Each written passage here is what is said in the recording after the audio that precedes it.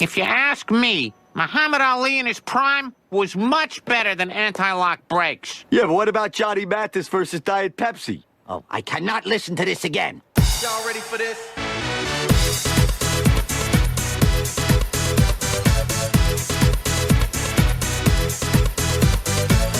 Hello and welcome to the Euro What, episode number 42 for the week of March 11th, 2019. I'm Commissioner Mike McComb, and I'm joined today by my fellow Commissioner, Ben Smith. Hey, Ben. Hey, Mike. We are a couple of Americans trying to make sense of the Eurovision Song Contest, and this week we'll be talking about the last 16 entries from this past week. How's it going, Ben? It's good. I have finally listened to all 16 of the entries that have emerged since we last spoke. Oh boy. Yeah, that's a lot of activity to pack into such a short amount of time.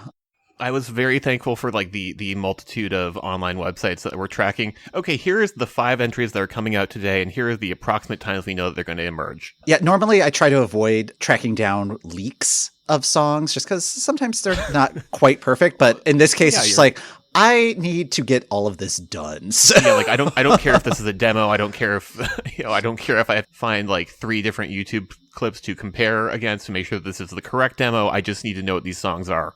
Yeah. Like I just need the gist. Everything is official now. Everything's on the up and up. We know all 41 songs. We know all 41 acts. We're recording this a little early, so hopefully none of that changes before the episode drops. But given how this year has been, so just hold it together for like 5 more days. Year mm-hmm. Yeah. Just duct tape, twine, whatever it takes. Yeah. Since we have 16 entries to talk about this week, just going to do a quick check-in on news stuff. Quick news desk. All Hatari-related entries, which delights me to no end. So first off, there is an Israeli civil rights organization that would like to block Hatari from entering the country.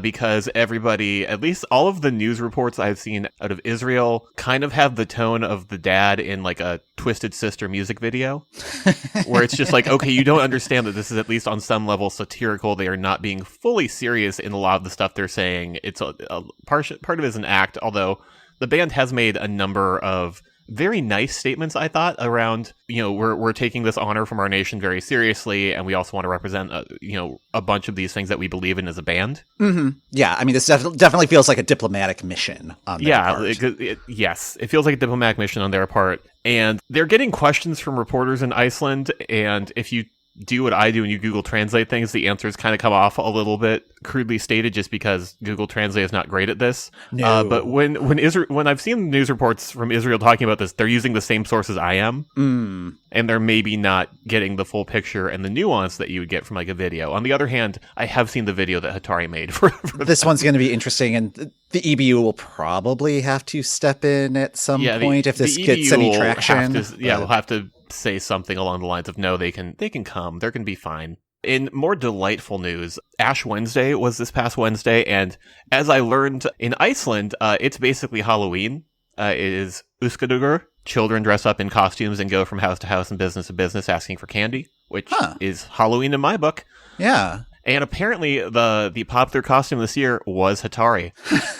And there are multiple news report videos. There's lovely coverage on Instagram and Twitter of people who are showing off their children dressed as various members of Hatari with various spiky masks and harnesses. That is fantastic. It was just like a highlight of my midweek was just like, I need is just pictures of Hatari costumes. Yeah, we should link to some of those in our show notes. I'm sure some of those photos are just going to be delightful. So everything is great. All right.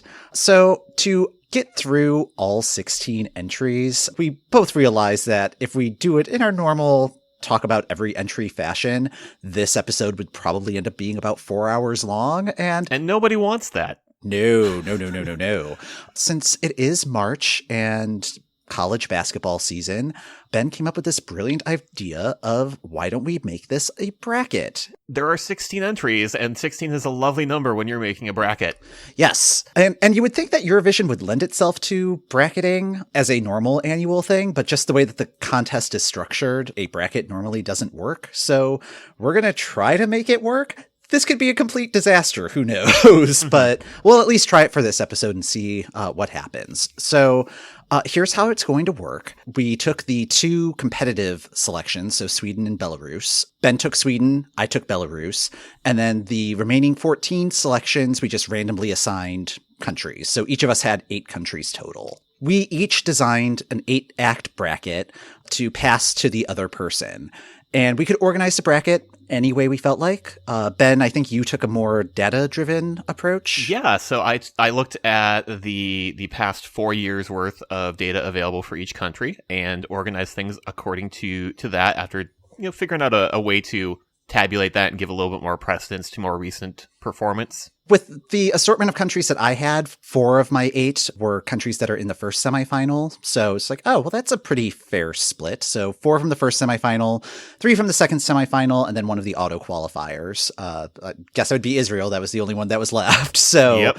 Yeah, so it's like, all right, set one side up with the 4 from the first semifinal so that none of them are facing each other immediately, and then pitting them up against the other 4, and then kind of doing a gut-based seeding of them, which ended up working out pretty well. That looked pretty well. Like I took the time to run your 8 countries through the same algorithmic process I ran my 8 countries through, and there were like a few tweaks, but they were tweaks I liked as far as the matchups. All right, cool. I am a robot.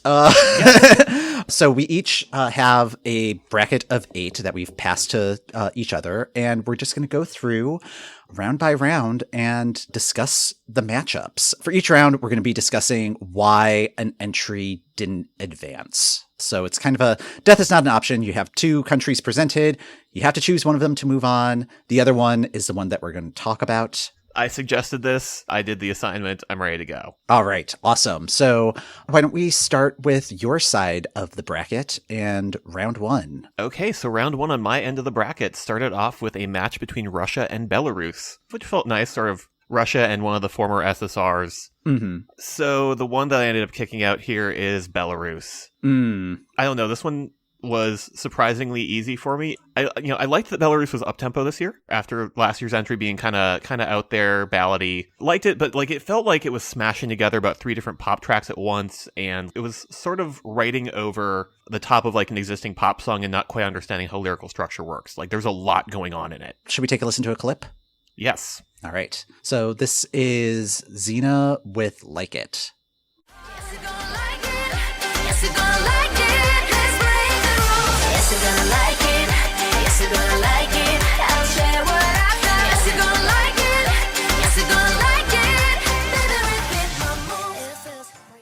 And again, it's just kind of busy for me. There was a lack of focus, whereas with Russia, when we'll get to Russia, but it felt very focused compared to this one. That makes a lot of sense. All right, what is your next matchup?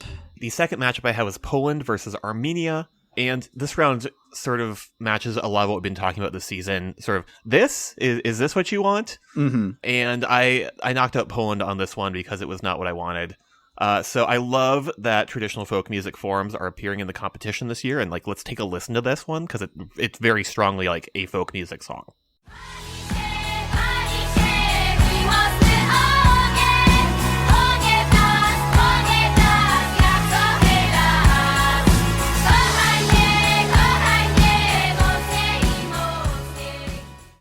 And when Tulia got announced, we talked briefly about the fact that they were sort of doing a traditional music form called white voice. That's very sort of chest voice, a little bit nasal, and this does not work for me. This is not my thing. One thing I did like, though, was with the video that goes along with this, it reminded me of Poland's entry in the Best Foreign Film competition this year in the Oscars. Oh, really? Yeah, Cold War is all about folk music. The beautiful black and white cinematography in that movie really matched some of the very crisp black and white cinematography in the video. I thought that was a very smart choice. Interesting. Yeah, this one has been... The vocals are an acquired taste. This one definitely feels like it's going to be a more divisive entry. I think you're either going to love it or you're going to hate it. Mm-hmm. And I wouldn't necessarily say I hated it, but it was definitely not... In comparison with Armenia was much more to my taste. That makes sense. So, in the third matchup of my bracket, I had Israel versus San Marino. And the one I knocked out at this point, which felt surprising to me, was Israel. Oh, really? Yeah, I don't know, this one just came off, and this might have just been, because I had the same kind of reaction when Kobe Marimi was named as the artist, is that just looking at his song selections, they all feel very, very self-serious. He kind of positions himself as a very serious singer, and this song Home just feels like the song a reality show winner sings when like in the penultimate episode. Which, let's take a listen. I am someone, and now I'm done. I'm coming home. I used to listen to the... This feels like a very good fit for his voice, but it's just very by the numbers. Like, I laughed out loud when the backing singers came in on like the second verse. It was just very. Yeah. Also, as the host country, I was immediately reminded of Norway's entry. Yes, that was the exact reference point I had too. Norway in 2010. I can totally see this placing like 15th. Okay. Feels very kind of middle of the charts, kind of moving ballad, but like it doesn't feel any stronger than that. There was like a sense of fun missing for me. That's kind of a theme this year, I think. Yeah. Okay, and then the final matchup of my round one was Austria and Greece. And after some careful consideration, I decided to kick out Austria this year. So when they announced their artist Panda, we were promised that she was an electronic artist that had like a lot of description that feels very much like my sort of thing. And then this was the song. Yeah, I'm talking about you.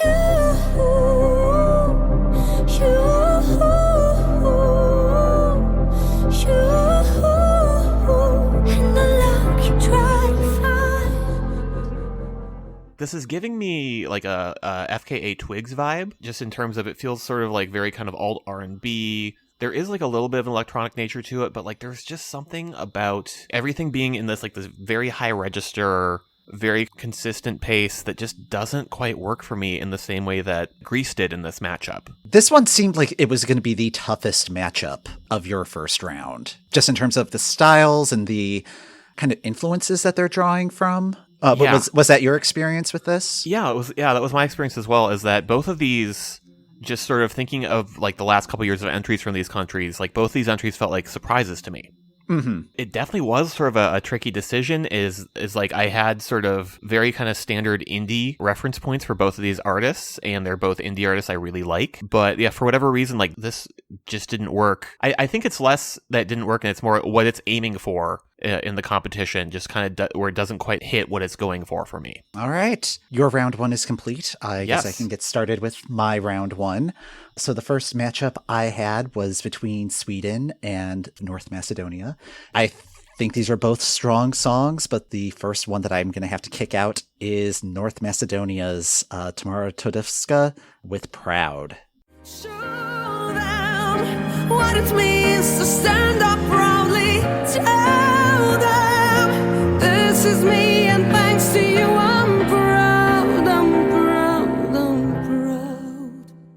I like what this song is trying to do. I just think that songs like this tend to stall out on the Eurovision stage. Yeah, I would agree. Like previous examples of like Georgia 2017, where it's just like these just big power ballads with a very strong message, but it's just, there's just something about it that just is difficult for the audience to like really kind of grab on and embrace it. Like like the core. I think the chorus here is great, but like the verses feel a little undercooked. Yeah, I think this one is going to live and die by its staging, and North Macedonia has had consistent problems with staging, and I think that's been their downfall the last several years, and like why they've been struggling so much at Eurovision. And in this very arbitrary format that we've set up with the brackets, it's not going to do well. But I think in the actual competition, it's got a chance. I mean, it like where it's positioned in the semifinals, and it is a very well-produced song. And if she can deliver on that vocal, I think that will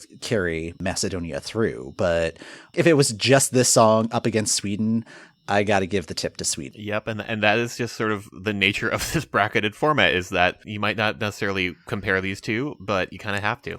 Mm-hmm. So the next matchup that I have is Azerbaijan versus Ireland. And I'm going to have to kick out Ireland. Sorry, Sarah McTurnan. This is for song 22. Anywhere I go reminds me of the things we used to do. And I dreamed about the street where we kissed out of the blue with your house. 22.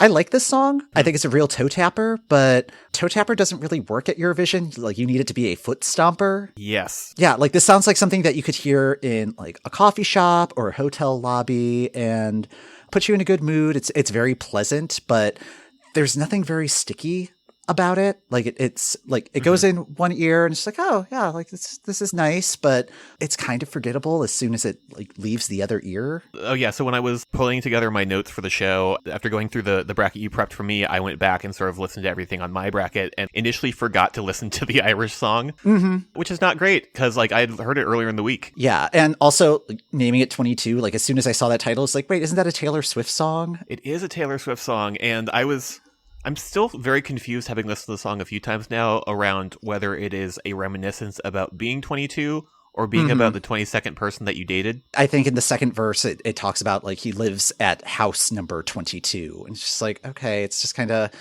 like there's a lot going on, but none of it is really interesting enough to want to follow up on like it. So I totally agree with you that it's very fun in sort of like a retro Meghan Trainor / Duffy kind of way. Oh, interesting. Yeah, more so Duffy than Meghan Trainor, I think. But right, just sort of nice and frothy and fun for 3 minutes, but doesn't stick with you. I like the song. It's just like as a Eurovision entry. We'll see how this goes for you, Ireland. Yeah. Yeah. So the next matchup that I had was Netherlands versus Malta. Malta dropped just a couple of hours before we recorded this, but I feel very confident in kicking out Michaela Pace's Chameleon.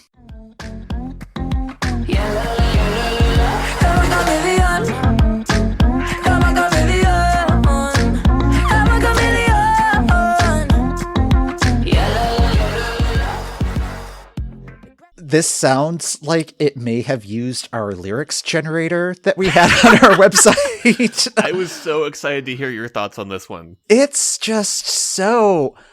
They had so much time from when Michaela was selected to presenting a song, and I don't understand how this is what they came up with. Like, it just sounds like they threw a few words into a word cloud generator and we're just like, all right, we're going to just use all these different meditations on color and synonyms. And I'm very disappointed in this entry. Okay. I actually thought it wasn't terrible. Like it feels very radio friendly to me. It feels like it's biting off of Fuego last year. This and like a third of the entries this year's contest, but like there's just no build to this song. It just like gets to a 3 and stays there until maybe the last 45 seconds where it goes up to 3.5 or maybe 4. But okay. Yeah, it's just like it's just so flat and basic. Like this is just a basic entry. I have no qualms about kicking this one out of the bracket. Yeah, clearly. And I'm not even going to say sorry, Malta. Like, you brought this on yourself. So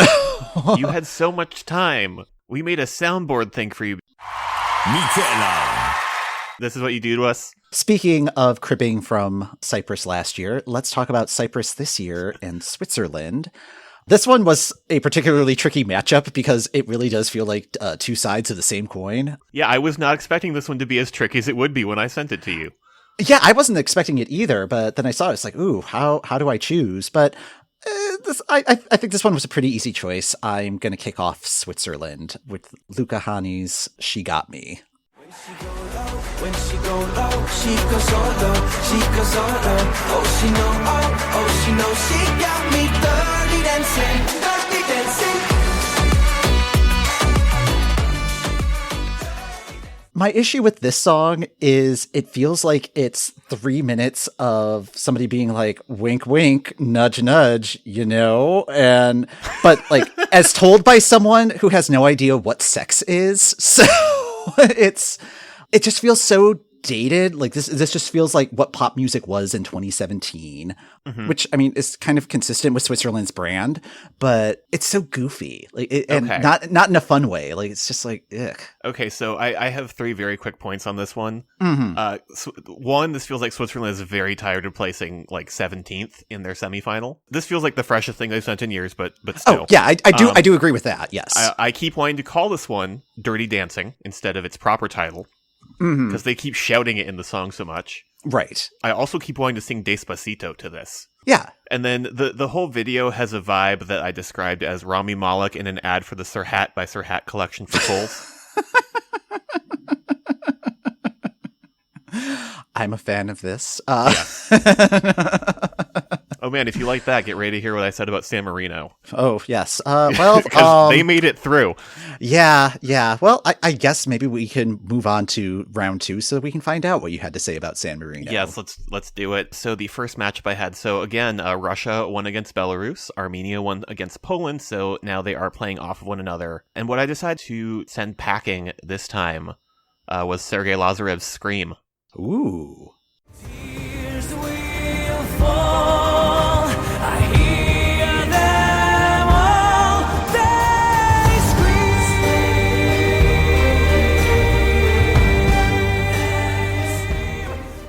I love that, like, the second this got released, Russia dropped out of, like, the bookies' odds for being number one. That was so mean because it only took like 15 minutes for that It to took happen. 15 minutes, and it was deserved. This is so disappointing after hearing that the team behind You Are My Only One was, like, reuniting. You know, sometimes when a thing really works, you try to make it happen again and it just doesn't work. Mm-hmm. And I think that's what happened here. This is trying so hard to be an emotional ballad, and, like, I felt no connection with it. Like, it was just, like, cold. Yeah, it is really effortful, and you can Yes. see every ounce of that effort. Yeah, you see every ounce of the effort, and, like, it's weirdly meandering. Yeah. You have 3 minutes. You should be laser focused. Mm-hmm. And, like, this is just all over the place. Especially compared to You're the Only One, which had a very clear thesis statement and then built on that thesis statement, whereas Yeah. this one, kids running around in the forest, and it's like Narnia and the Golden Compass and Where the Wild Things Are. It's just like, You Are My Only One had sort of a similar effortful quality, but, like, in a fun way where you could be like, 2, 3, 4, wind machine. Like, you knew the emotional beats. You're like, and key change. right. And but it was earned. And, like, here it's just like, okay, cool. This is a song that exists for 3 minutes. Also, with You're the Only One, like, there was an element of dance to it, so there was like the performative nature of it. Whereas this one, it does feel like it's going to be a lot of wandering around in the forest for quite a bit. I really want to see how this ends up getting staged, because, like, I have like, and I want to look at it in the context of its neighbors and its semifinal, because, like, my initial impression of this was like, oh, cool, Russia's going to finish in 11th and be super mad. Oh man, that would be a delightful disaster. Yeah, like, it would be great, but also, Yeah. Oh man, Wow. Yeah. And I like Sergey, so I I don't want him sad. I was rooting for this team, like Tyra screaming at Tiffany.gif here. Yep. We were all rooting for you. I was oddly fine with them, like, just, like, coming in and just being like, fine, I guess this will win, but no. So on the other end, we had San Marino versus Greece, and this was the easiest choice of all. San Marino's getting out. So it's Serhat and Say Na Na Na. Another long so stand up, na na na. Be a hero, be the rainbow and sing na na na, say na na na. This one squeaked by over Israel just because it seemed like it was having fun, and San Marino realizes that if they make it to the final, it is a gift. But, like, this is fun, this is goofy, it's not going to qualify. You don't think so? I don't know. No. Like, maybe in, like, 10th, but it is... no, well, I mean, the chorus does make me think of ATC's Around the World. Okay. That one took a second, but it's there, yeah. So I said some very mean things about the Switzerland video. But the video for this one feels like Serhat is, like, the brand ambassador for Express and their new line of spring suits for men.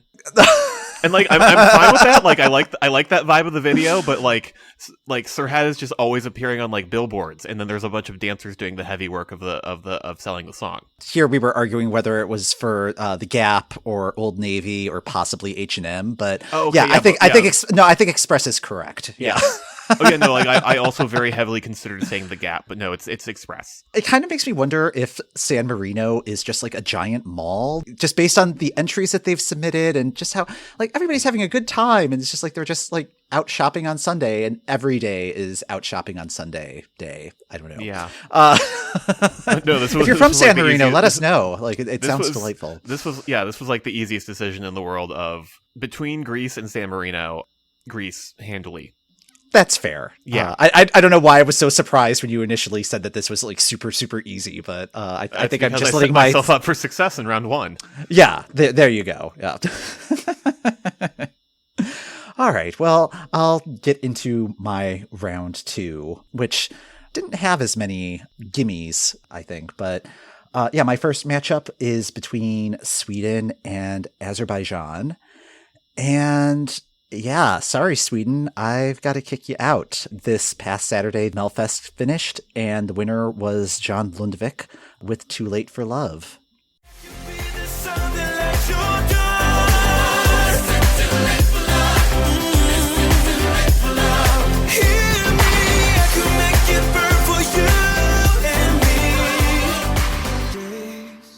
I went into some of my issues with this song back in our bonus episode last week, and I think this was the correct song to win Melfest. I mean, it swept the juries and won the televote, and yeah, I mean, it solidly won. It actually kind of exposed how anticlimactic the new scoring system could be at Melfest. That was the opposite of a surprise. Yeah, so that was kind of disappointing, but I think this is just continuing Sweden's problem of sending a handsome gentleman that looks good in leather pants with a very strong pop song. I'm glad that it's a person of color. Mm-hmm. We are getting some diversity in the mix here, but I think my main issue is this song, kind of like what my issue was with Denmark, where it's just they need to read the room. There's a lot of anger and frustration and just kind of grinding of gears that's happening in the world right now. And this song it kind of feels like it's trying to ignore all that and just being like, what are you complaining about? Everything is fine. And it's just really? That's the attitude you want to adopt right now? And I'm not saying it needs to be super angry or aggressive or Hatari about it, even though even though as you know, we stand Hatari. But I mean, it's just there are other songs where it's just yeah, things aren't great right now, but it's more than just being oh, if you just love it, the problem will go away. It's just no, there's a little bit more nuance. There's a little bit more work that needs to happen. Yeah, I think all of those are valid criticisms of this song. I do like the simplicity of the staging, and it feels like something that's very, very adaptable to whatever the stage is going to look like in Tel Aviv. Mm-hmm. And I also really, really dig the fact that really, really strong kind of gospel-y backing vocals on this. As we've discussed, are kind of completely ripping off Austria last year, but that worked really well for Austria last year.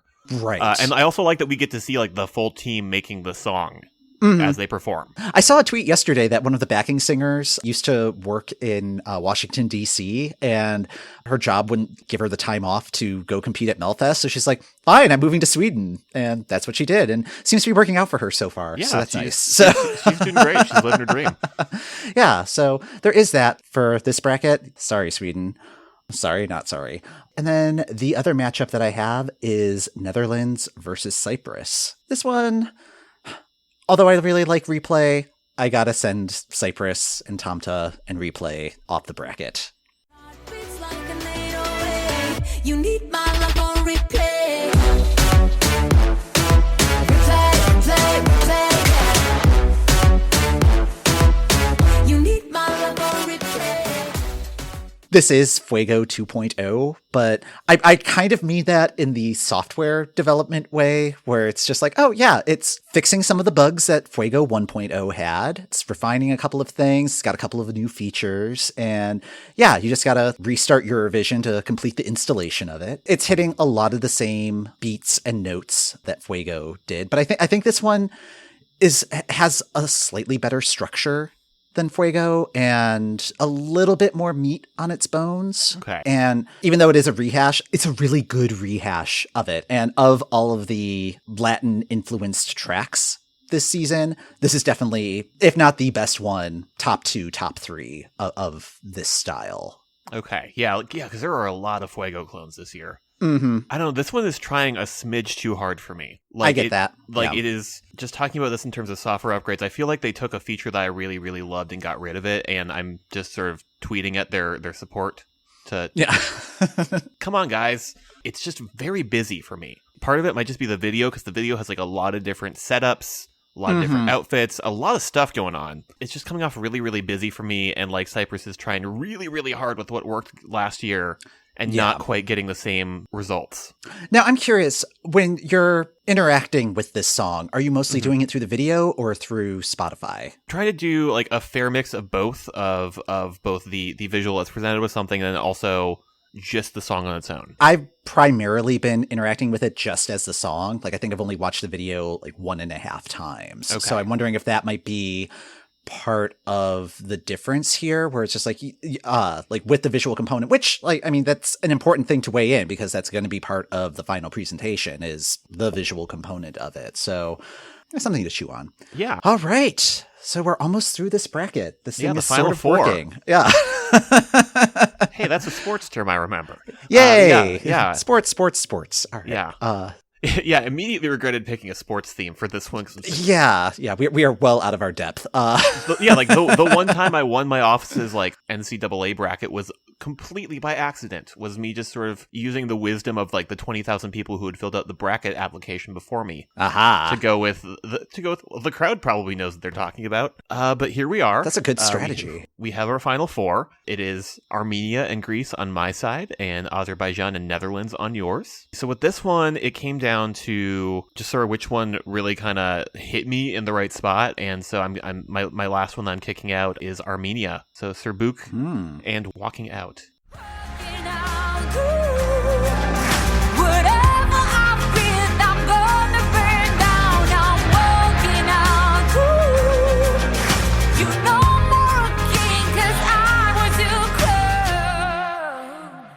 So both of these songs have sort of like a really nice pacing and a nice sense of drama to them. They seem very, very well suited to their singers' voices. This one won over Russia because it had more of a sense of drama and build up and better structure within its 3 minutes. Mm-hmm. But if I compare it against Greece, this is like the first Greek entry I've liked in 5 years. Oh, wow. Okay. Yeah. Like, I have usually begrudgingly accepted that Greece was going to go through, and I'm, like, rooting for Greece's entry a lot. Awesome. Yeah. We've had very little time to sit with Armenia before we recorded. Yeah, like, that's true. But I like what Armenia is doing, and, like, my takeaway from watching the video the first time was like, if Sweden would just give songs like this to their female singers, maybe it wouldn't always be handsome bloke in leather pants advancing. Like, there's just, like, power and confidence and, like, a point of view and not trying to solve problems with love. Mm-hmm. I think that this is similar to the same way that you kind of reacted to Malta's entry. It was also just sort of this idea of, okay, so Armenia was one of the first to announce their artist. Mm-hmm. And it's this is fine, but I was hoping for more. Okay. Especially because like what we had heard from Serbuk beforehand had felt a little bit more dynamic than this to me. Interesting. All right. Yeah. All right. So my final matchup is Azerbaijan versus Netherlands, or the swim meet, if you've seen their videos. Yeah, like that worked out. I was sort of kicking myself for not pairing based on videos because I totally would have paired those two, and yet here we are. I got your back. And the one that I'm kicking out, and this one was probably the toughest matchup in my bracket. Okay. Yeah, I'm kicking out Azerbaijan, Shinga's Truth.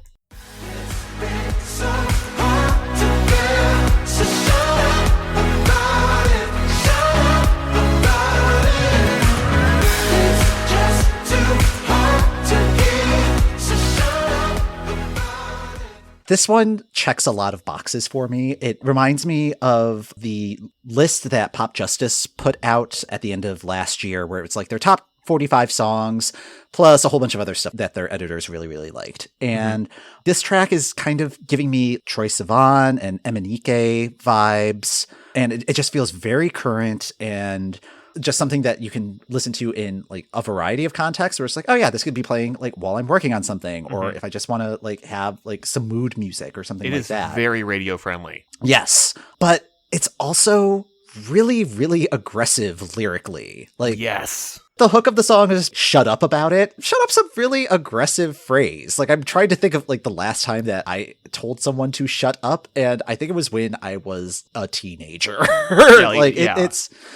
It's jarring in a way that's like, oh, okay, compared to like what Netherlands is offering. It's like, all right, that's for this bizarre bracket matchup system. Like, it's like, yeah, I think I'm gonna give it to the like slightly more palatable lyrically entry. So one thing that I'm thinking of that might just be me, just because I tend to approach these both from the video and the song, is like I think that the video for this one is very visually striking. Oh, absolutely. But yes. I wonder how much of the heavy lifting it's doing for my enjoyment of the song. Like, I want to hear what this guy sounds like live. I want to know what the staging is going to look like for this. So far, all signs point to this being a great bounce back from them not qualifying last year. Azerbaijan takes this very seriously, so... Yeah, I like this entry a lot, but in the context of this, I got to give it to Netherlands. So. Okay. So, final matchup. Greece on my side, Netherlands on yours. So let's make the case for each of them. Alrighty. So on my side, that would be Greece. That would be Katarina Duska with Better Love.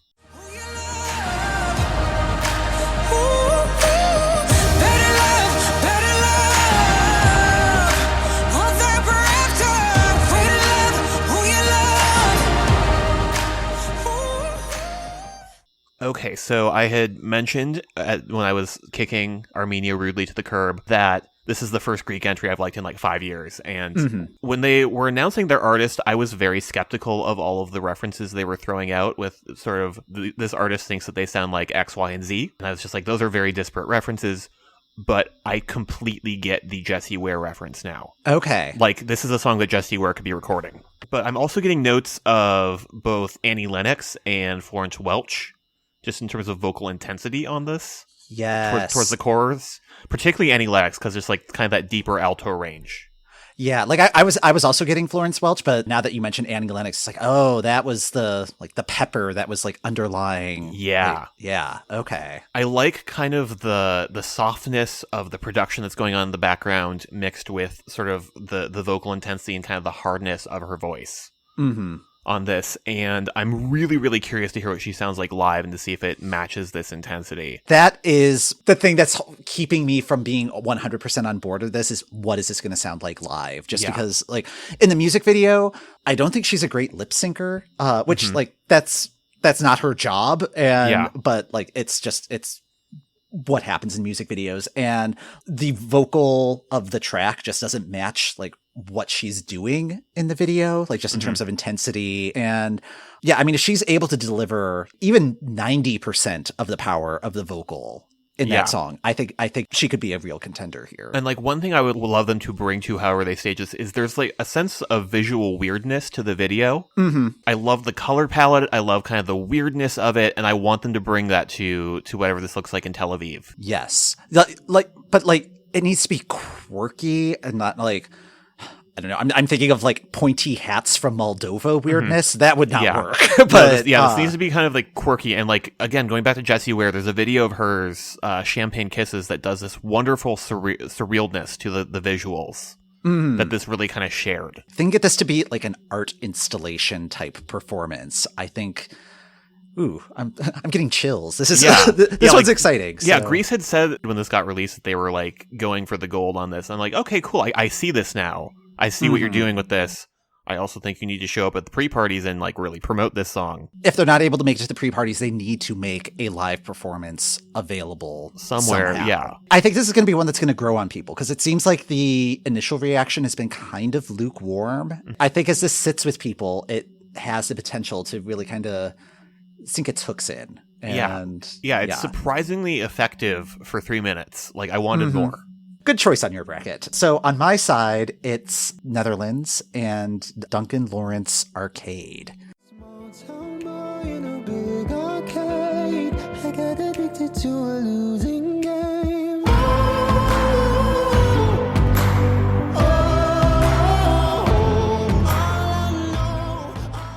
Now, this one is considered the favorite to win as we record this. And I can understand how it got to that point. I mean, like, Netherlands has been putting in the work the last several years. Like, from 2013, where they're just like, all right, send a nuke. She's one of our biggest stars.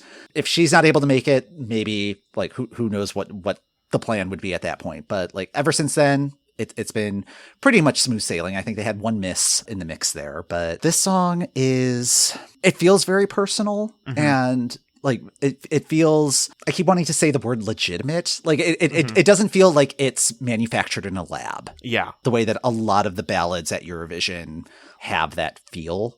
I think the metaphor gets stretched a little thin at points, Oh, but good. That was one of my notes too. Is that like the central metaphor here feels like slightly off, but it feels like very much like something that Sia would do of taking this metaphor and then writing a song around that. the line, "How many pennies in the slot," is one of the worst lyrics I've encountered in quite a while. I get what you're going for, but also no, please take it.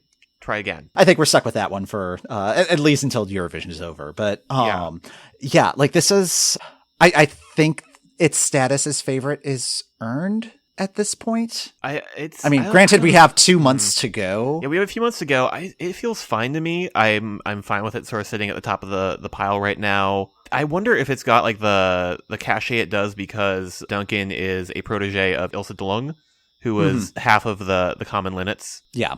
Who did Gangbusters, but just had the misfortune of going up against Conchita Wurst when she had all of the momentum. On the other hand, I think he's a great find by her, but I don't know. I have other entries that I feel more excited about. I think this was definitely up there, and deservedly so. The chorus on this, once it gets past the "how many pennies in the slot" bit, is very good. It's very effective. Mm-hmm. Yeah, I think momentum is going to be the toughest part for this song. There's 10 weeks at this point before the grand final. Yeah. Like 9 or 10 weeks. And that's a long time, particularly for a ballad. So yeah, I was about to say, like, because last year you have something like Toy, which is very upbeat, very up-tempo, which gives it much more of a momentum, whereas this is a harder sell on that front. But who knows? I don't know if we can decide this matchup between Greece and Netherlands. Yeah, that was a tough one. Yeah, I propose that we send this out to our listeners. This is everyone else's problem now. Yes, exactly. It's called delegating. So what we're going to do is we will have a poll pinned to our Twitter page at EuroWhat and vote for which song you think should win this bracket. You can use whatever criteria you want. That's what we did. Let us know on Twitter, on Facebook, on Instagram, what you think of this bracket. And we will report on those results in our next episode. That's going to do it for this episode of the EuroWhat. Thanks for listening. The EuroWhat podcast is hosted by Mike McComb and Ben Smith. You can find us on our website at eurowhat.com and on Twitter, Facebook, and Instagram at EuroWhat. If you'd like to contact us by email, we can be reached at esc@whatelsison.tv. We'd love to hear your questions and comments. You can subscribe to the EuroWhat on Apple Podcasts, Google Podcasts, Spotify, Stitcher, or the podcast app of your choice. Rating and reviewing the podcast when you subscribe also helps other Eurovision fans find us. We'll be back next week to try to make sense of what's new in Eurovision.